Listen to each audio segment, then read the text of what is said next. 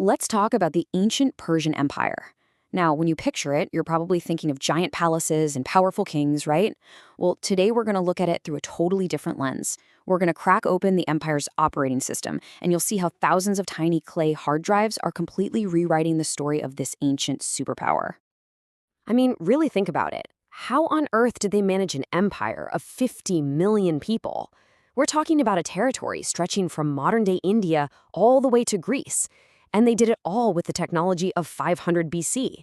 It's a question that's bugged historians for a very, very long time. For the longest time, the easy answer was to just look at the big stuff.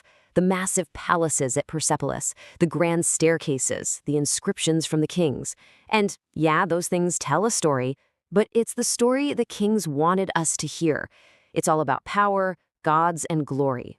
It's just one part of the picture, and a super biased one at that. But here's the twist.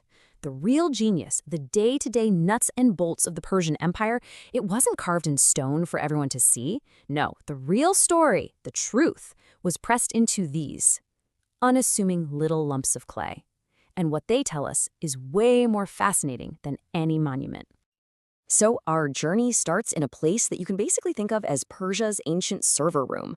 This is where archaeologists hit the jackpot and found the raw data, the actual files that powered the entire government. And this really gets to the heart of it. On the one hand, if you walked in, you'd probably just see a dusty room full of what looks like junk. Thousands of clay blobs. But what it really was, it was the administrative heart of the empire. These weren't just lumps of clay, they were the hard drives, the memory banks of an entire civilization. Okay, so to really get how this all worked, we have to break it down like a modern computer system. We've got to look at the hardware it was built on and the software it was running. So first up, the hardware. The basic unit of information was a simple clay tablet, and most of them were designed to fit perfectly in the palm of your hand, kind of like a smartphone. And that was no accident. This was tech designed for portability, for easy handling and filing. And here's where it gets kind of wild. Think about how fragile our tech is. A modern hard drive might last, 10 years if you're lucky? But these clay tablets, get this, the very fire that Alexander the Great's army set in 330 BC, a fire meant to literally erase Persia from history, it ended up baking these tablets solid. It preserved their data for thousands of years. It's one of history's greatest ironies. So you've got this data, but how do you keep it secure?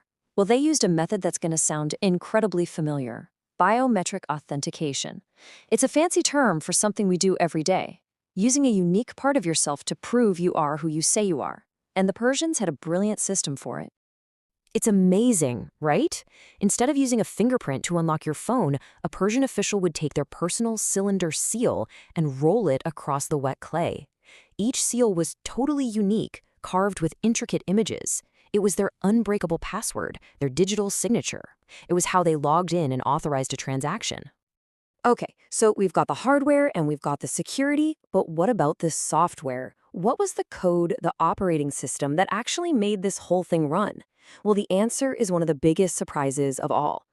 You see, the kings and all the monuments, they used Old Persian. That was the user interface, the splashy, public-facing language. But the backend, the actual administrative code running the entire empire, that was written in a totally different language, Elamite. The Persians basically adopted this ancient, super complex bureaucratic language as their own proprietary software. It was efficient, it was already established, and best of all, nobody outside the system could understand it. So, once modern scholars finally managed to crack this Elamite code, what did all this data actually say? This is where the story takes a huge turn and where some of the oldest myths about Persia just completely fall apart. Now, these tablets aren't filled with epic poems or stories of great battles. They are full of what most people would call boring data. We're talking wage slips, travel permits, tax receipts, supply chain logistics. But this boring stuff is absolutely revolutionary because for the first time, it gives us an unfiltered, totally honest look at how the empire actually worked. For centuries, thanks mostly to Greek writers, this was the image everyone had of Persia, a brutal, tyrannical empire built on the backs of millions of slaves. For a very long time, this was just accepted as historical fact. But the data? It tells a completely different story. The tablets don't just mention workers, they record their exact wages. A typical male laborer, called a kurtosh, would get a monthly salary paid in rations, like the 30 liters of wine you see here. This is a payroll record. It's clear proof of payment, not enslavement. The software flat out proves the Greek historians were wrong. And we can get even more detailed. This chart shows the ration system. Now, it wasn't equal. Men were paid more than women. But women were a paid part of the workforce. And look at that third bar. New mothers received bonus rations. Think about that. That's a form of state-sponsored maternity leave, a policy that is just astonishingly progressive for the ancient world.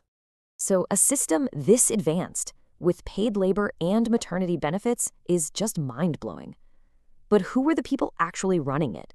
Well, the data gives us an incredible glimpse into the lives of the programmers and even some of the empire's most powerful users. The scribes were the IT department of ancient Persia. These weren't just guys taking notes. They were highly trained specialists. They had to be multilingual, they had to master complex cuneiform script, and they had to be experts in math and logistics. These were the people who made the whole machine run.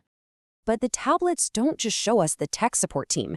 They also reveal some of the most influential people in the empire, people that history had completely forgotten about.